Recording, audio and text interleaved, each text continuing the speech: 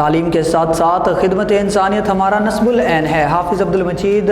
عامر عصریہ free dispensary کے کامیاب افتتاح پر تمام معاونین کا تہہ دل سے شکریہ ادا کرتا ہوں۔ سرائے عالمگیر سے ڈاکٹر تصور حسین مرزا کی رپورٹ کے مطابق تعلیم دین کے ساتھ ساتھ خدمت انسانیت ہمارا نصب العین ہے۔ ان خیالات کا اظہار جامعہ علوم عصریہ جہلم کے محتمم اور مرکزی جمعیت اہل حدیث پاکستان کے نائب امیر حافظ عبدالحمید عامر نے عصریہ فری ڈسپنسری کے افتتاح کے موقع پر اظہار خیال کرتے ہوئے کیا۔ انہوں نے مزید کہا کہ جس طرح تعلیم دین کے مراکز کے قیام، تعمیر مساجد اور دیگر رفاہی کام جامعہ علوم عصریہ کے زیر نگرانی ہو رہے ہیں، اسی طرح مریضوں کے لیے مفت علاج و معالجہ کی سہولت فراہم کرنا بھی ہمارا بنیادی ہدف ہے۔ اس سے ہم علاقہ بھر کے لوگوں کو پیغام دینا چاہتے ہیں کہ جس طرح دنیا کی حد تک ہم بڑھ چڑھ کر آپ کی خدمت کر رہے ہیں، بالکل اسی طرح رب تعالیٰ کے دین کی خالص دعوت پہنچانے میں بھی ہم آپ کے ساتھ مخلص ہیں۔ انہوں نے مزید کہا کہ بڑی خوشی اور مسرت کی بات ہے کہ فری میڈیکل کیمپ میں لوگوں کی کثیر تعداد نے شرکت کی اور مفت علاج اور معالجہ کی سہولیات سے فائدہ اٹھایا۔